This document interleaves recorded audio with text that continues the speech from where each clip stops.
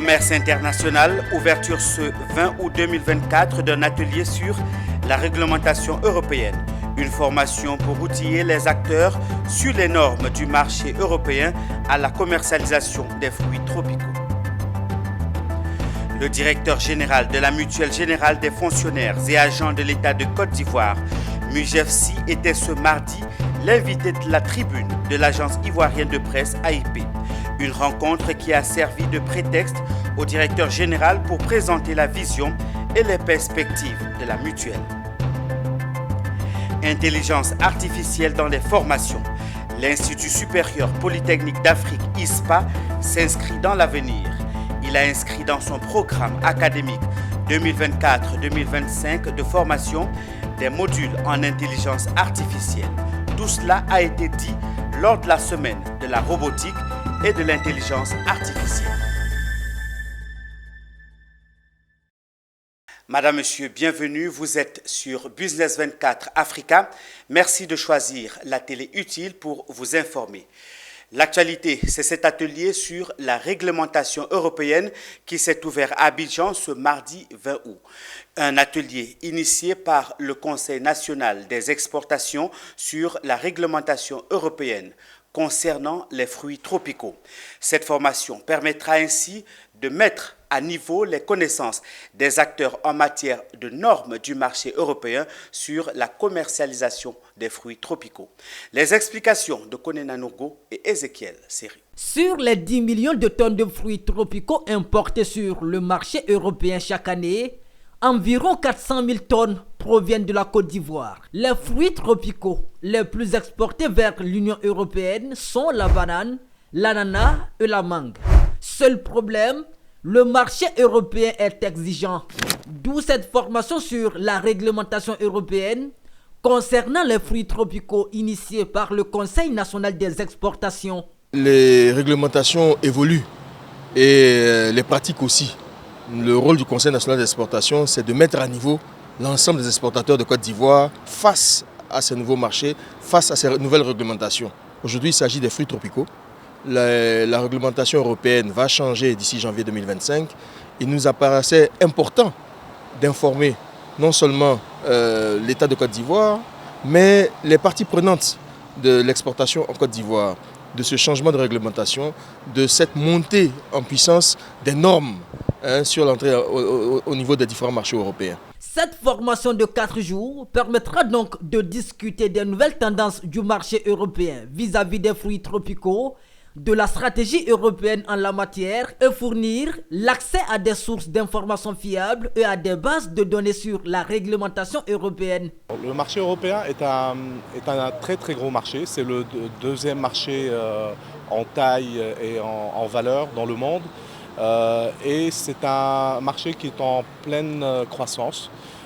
Mais ils ont des exigences réglementaires, que ce soit au niveau sanitaire, phytosanitaire, notamment la question relative aux résidus de pesticides, que les exportateurs de Côte d'Ivoire doivent bien connaître pour ne pas tomber dans des risques liés à des rejets d'exportation. Entre la Côte d'Ivoire et l'Union européenne, c'est une relation très cordiale et donc c'est à travers ces stratégies de formation, de renforcement de capacité que l'État de Côte d'Ivoire arrive à également, en l'appui avec l'Union européenne, d'aller de l'avant. Ouvert ce mardi 20 août, cet atelier de formation sur la réglementation européenne concernant les fruits tropicaux prendra fin le 23 août 2024. Parlons assurance maladie. MUGEFSI, 50 ans après, actions, défis et perspectives. Le sujet a fait l'objet d'échanges à l'agence ivoirienne de presse et ce, dans le cadre de la tribune Les grands rendez-vous de l'AIP. Invité, le président de la mutuelle cinquantenaire qui applaudit des deux mains l'avènement de la couverture maladie universelle qu'il juge complémentaire à l'action de son organisation. Issa Badini et Marius Seri y étaient. Les grands rendez-vous de l'AIP. La tribune est habituelle, les sujets à traiter également, l'actualité nationale et internationale. À ces rendez-vous, il s'agit de l'actualité de la MUGEFSI, Mutuelle générale des fonctionnaires et agents de Côte d'Ivoire, qu'il est question. ses actions, ses défis et ses perspectives. Et parlant des défis, le PCA de la MISEFCI a un chiffre en tête, 80. C'est d'abord des remerciements au président de la République qui s'est investi dans l'amélioration des conditions de vie et de travail des fonctionnaires agents de l'État, dans l'amélioration des conditions salariales, de logement, du transport et de la prise en charge des enfants. Et en permettant de dégager des excédents budgétaires qui permettent d'améliorer le réseau informatique, de prévoir de s'inscrire dans la prévention en offrant des bilans de santé gratuits aux fonctionnaires agents de l'État. La maison se porte bien, souligne Paul Nyongbo, arrivé il y a 2 ans. Et pour preuve, souligne-t-il, la MISEFCI connaît un excédent budgétaire de plus de 6 milliards de francs CFA. Une autre satisfaction de Paul Nyongbo, l'avènement de la couverture maladie universelle, à laquelle le PCA de la MISEFCI ne voit que des avantages pour ses mutualistes à qui il demande de s'enrôler. L'autre élément, ces éléments contribuent au niveau sanitaire à développer la politique au niveau de la CEMU, de laquelle découlent les prestations de la MISEFCI, parce que nous sommes la complémentaire de la CEMU et nous voyons que l'association de ces deux structures, la CEMU et la MISEFCI en termes de prestations, apporte un plus dans la prise en charge du fonctionnaire agent de l'État. Dans son panier d'offres, le PCA de la MISEFCI note plus de 7000 médicaments.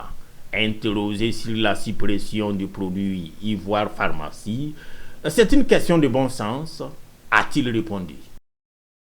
Poursuivons avec ce mécontentement dans la filière café-cacao.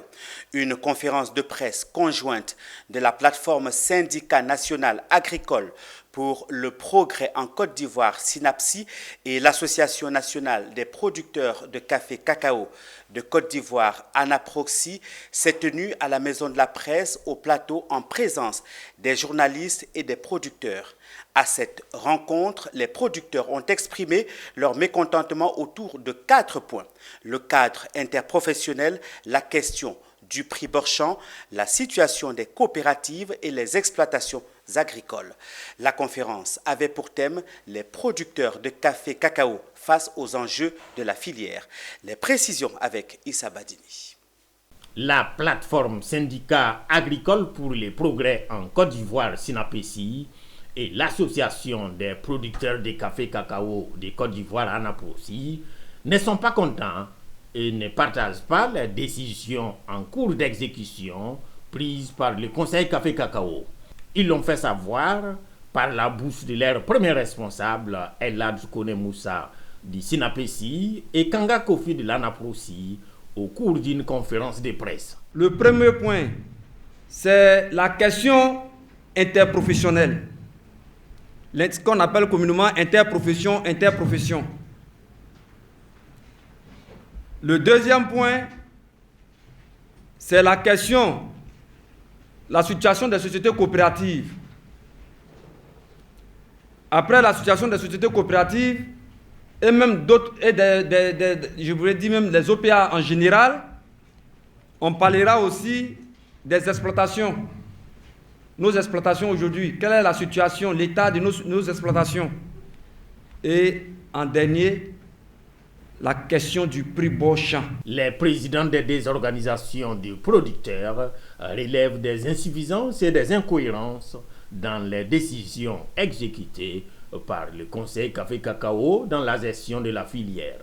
De tout ce qu'on a comme l'information dans les coulisses, aujourd'hui qui fait état, comme le régulateur peut se constituer de l'acheteur, alors, qui commence déjà à créer des conditions, c'est-à-dire des règles, pour ne pas avoir de concurrents sur le terrain.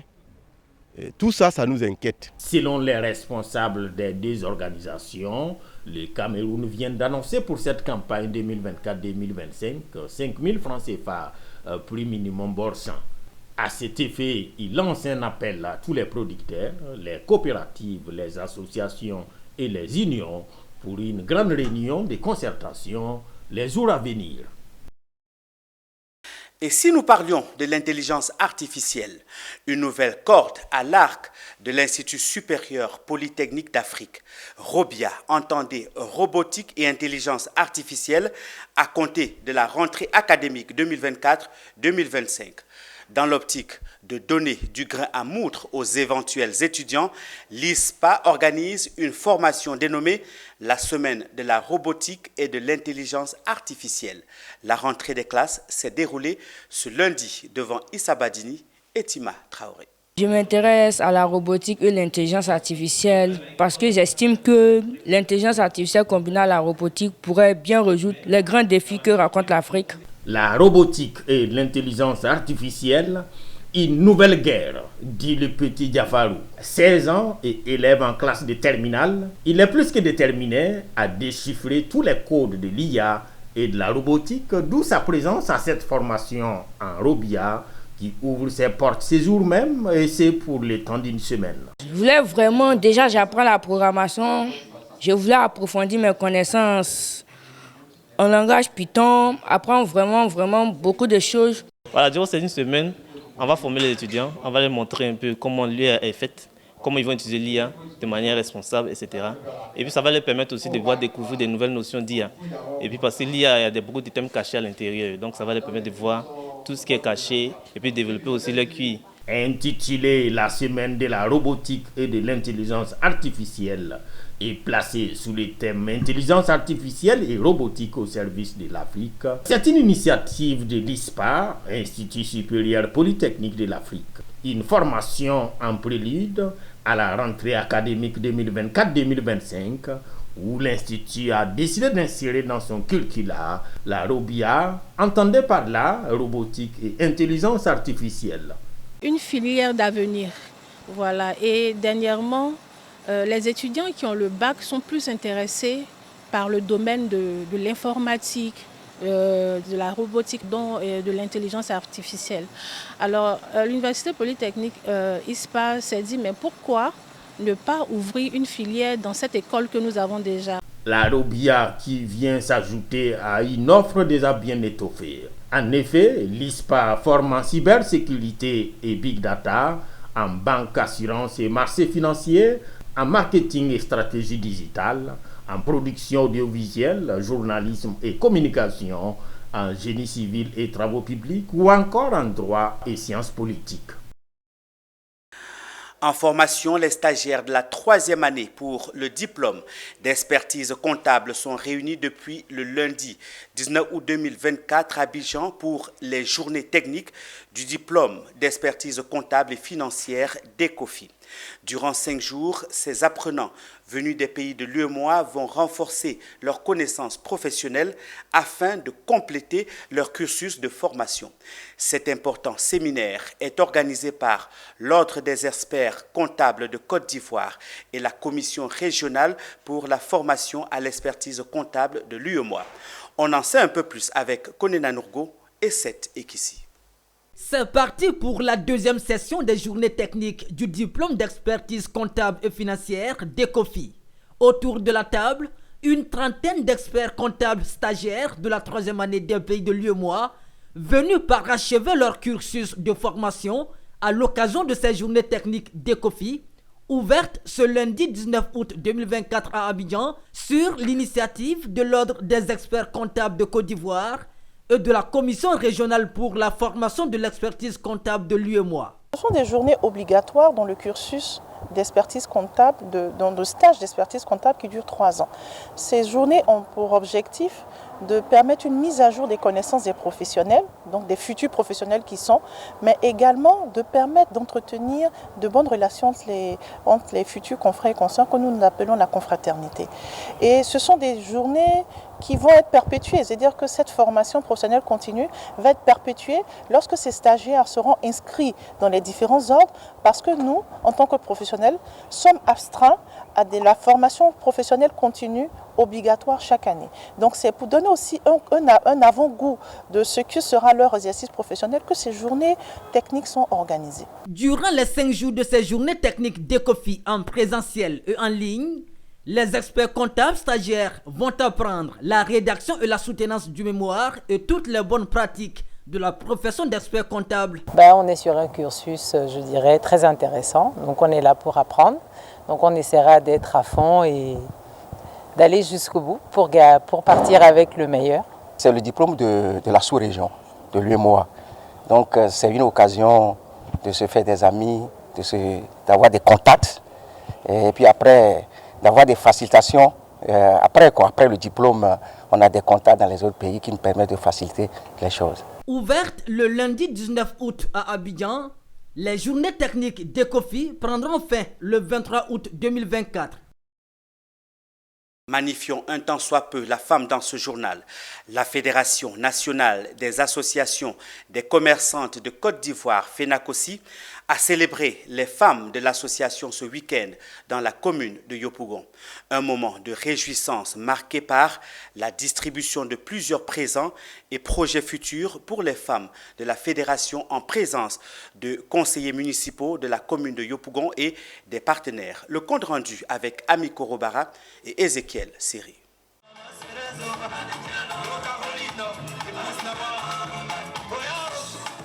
Cette journée du samedi 17 août, elles ont décidé de se retrouver dans cet espace pour festoyer, loin de leurs étals et magasins. Ces commerçantes, toutes habillées dans une harmonie de couleurs, sont à l'honneur ce jour pour célébrer la fête des mères, et ce, grâce à la FENACOSI, Fédération nationale des associations des commerçants de Côte d'Ivoire, leur fêtière et la marraine de cette cérémonie Parfaite Bailly. J'ai organisé cette cérémonie-là pour honorer la femme. C'est pour encourager la femme à être autonome, la femme à de se prendre en charge, de ne pas compter sur quelqu'un. Des défilés et des ballets exécutés dans l'harmonie par les moments ont donné une coloration spéciale à cette célébration. Au temps fort, ce sont les présents offerts par la marraine et des promesses faites par les partenaires. Grâce à un opérateur économique, chacune d'elles pourra souscrire à une opération immobilière payable sur 15 ans et pour être plus autonome, un chèque de 500 000 francs CFA sera offert par la marraine, par ailleurs présidente de la FENACOSI et conseillère municipale dans la commune de Yopougon. Une commerçante, un toit, c'est possible. Voilà, avec les maigres moyens, et vu qu'on a vu notre promoteur qui veut nous aider et payer ces maisons-là sur 15 ans, il faut dire que ça nous arrange, nous les commerçants. Et il fallait qu'on aide ces femmes-là. Et j'ai été vraiment soutenu par des partenaires aussi qu'il ne faut pas négliger, qui sont derrière, que vous connaissez déjà, des assurances, des banques, et puis des techniciens qui sont mis à notre disposition, avec aussi Madame elle-même. Et on n'est pas à l'accompagner pour que chaque femme soit autonome. Et chaque femme doit avoir aussi une maison. Je suis vraiment dans la joie. On entendait tellement ce moment et finalement ce moment est arrivé. Et ce moment a dépassé nos attendements. La FENACOSI est une fêtière qui protège, valorise et promeut l'autonomisation des femmes. En santé, le programme élargi de vaccination reçoit un don du Canada. Le gouvernement canadien a fait don de 15 véhicules 4x4 frigorifiques d'un coût global d'environ 6 milliards de francs CFA à la Côte d'Ivoire. Un don réceptionné par le ministre Pierre Demba. Autre précision dans ce reportage de Djekou de Silva, Marius Seri commenté par Michel Brou. Ce sont 15 véhicules de type 4x4 frigorifiques d'un coût global de plus de 6 milliards de francs CFA que le gouvernement canadien a offert au gouvernement ivoirien avec l'appui technique de l'UNICEF et de l'OMS. Jean-François Basse, représentant l'UNICEF en Côte d'Ivoire, a symboliquement remis les clés à l'honorable Mélanie Joly, ministre des Affaires étrangères du Canada. À son tour, elle a remis les clés au ministre en charge de la Santé. La vaccination est pour nous un axe fort de la stratégie de prévention du système de santé donc, dans notre pays. Et pour que la vaccination soit un véritable succès en termes de santé publique, donc nous avons donc mis dans notre pays les moyens importants pour que nous puissions donc vacciner aussi bien les enfants que tous ceux qui en ont besoin dans notre pays. Donc grâce à la vaccination, plus de 20 maladies potentiellement mortelles ont pu être évitées par la vaccination dans le monde. Mesdames et messieurs, le gouvernement ivoirien, par ma voix, voudrait à ce stade donc, de mon propos remercier le peuple canadien pour tous ses efforts dans notre politique de promotion de la santé publique dans notre pays. Ces véhicules ont la capacité de conserver les vaccins avec une autonomie de 30 jours, ce qui permettra l'accessibilité géographique et la convivialité des services de santé des 15 districts sanitaires bénéficiaires. Ces dons ont été remis en présence de son Excellence Anderson Blanc, ambassadeur du Canada en Côte d'Ivoire, des représentants des agences des Nations Unies, des ONG nationales et internationales. Allons à l'intérieur du pays, précisément à Béoumi, pour suivre cette sensibilisation contre les grossesses en milieu scolaire. Avec la rentrée des classes prochaines, il faut préparer les élèves à mieux aborder la nouvelle année scolaire. C'est dans ce cadre que l'ONG Save Women a mené une opération de sensibilisation sur les grossesses en cours de scolarité dans le village de Golikro, dans le département de Béoumi. Notre correspondant Emmanuel Bonzo a participé à cette sensibilisation. Suivons son compte-rendu. Dans quelques semaines, c'est la reprise des classes pour les élèves. Pour les aider à mieux aborder la nouvelle année scolaire, l'ONG Save Women a effectué une séance de sensibilisation sur les grossesses en cours de scolarité dans le village de Golikro, dans le département de Béoumi. Face aux habitants, notamment envers les mères et jeunes filles, la présidente de l'ONG a porté le message des bonnes pratiques à observer pour avoir une année scolaire réussie. Elle leur a prodigué des conseils, leur demandant de privilégier leurs études cette année et tout au long de leur vie scolaire et universitaire. Dr Ngota Aïcha a voulu que je fasse cette sensibilisation parce qu'elle a constaté que dans son village ici, les grossesses sont devenues trop énormes. Donc elle a voulu qu'on lance cette activité pour pouvoir réduire un peu les grossesses en milieu scolaire et puis de se concentrer sur les études. Le rôle des parents dans cette lutte est très primordial. Les parents doivent vraiment sensibiliser les enfants en interne, leur donner des conseils parce qu'on constate de nos jours que dans le village, les parents ont vraiment démissionné. Et c'est une manière de dire aux parents de revenir à la charge de l'éducation des enfants. Le milieu scolaire est miné par de nombreux maux néfastes pour l'avenir des élèves. Il faut à cet effet l'implication de tous pour leur assurer un beau parcours académique. C'est pourquoi l'association des jeunes de Golikro a trouvé important cette sensibilisation en faveur des populations du village. Nous allons donner des conseils à nos frères, à nos sœurs, à nos enfants pour que aujourd'hui, pour réussir, il faut rester calme, il faut étudier. Quand il fait enfant et puis il fréquente et puis il devient grand type là, toi tu es maman aussi là, tu es grand type. Donc moi ce que je vais dire, on demande pardon à nos enfants. Mes parents m'ont éduqué en fait de devenir quelqu'un demain. Je ne peux pas prendre un garçon pour passer devant. En tout cas, je donne conseil à mes amis de suivre papier parce que le papier c'est l'avenir d'une femme en Côte d'Ivoire. Cette séance de sensibilisation de l'ONG Save Women est intervenue à la clôture des activités socio-culturelles de Golikro, où la présidente de l'ONG a représenté également la marraine de la cérémonie, le docteur Ngota Adwa Aïcha, cadre du village. En image à présent, en Afrique, la zone CFA est le second exportateur mondial de coton. La région qui était touchée par les attaques de Jacide qui ont fortement réduit les récoltes en 2022-2023 a connu une reprise de sa production au cours de la campagne 2023-2024. Au cours de cette période, la production de coton-graines s'est élevée à plus de 2,6 millions de tonnes au sein de la zone CFA. Au Nigeria, la hausse constante de l'inflation est une préoccupation majeure pour le gouvernement. Ces derniers mois, il a mis en place plusieurs initiatives afin de maîtriser les pressions inflammationnistes. Le Nigeria a connu en juillet 2024 une légère baisse de son taux d'inflation qui s'établit désormais à 33,4% contre 34,19% enregistré en juin 2024. Cette diminution intervient après une hausse continue observée entre juillet 2023 et juillet 2024, marquant la première accalmie dans cette montée des prix. C'est avec ces informations en images que nous refermons ce journal. Merci de l'avoir suivi. Je vous retrouve dans nos prochaines éditions d'informations sur Business 24 Africa. Très bonne suite de programmes à tous. Au revoir.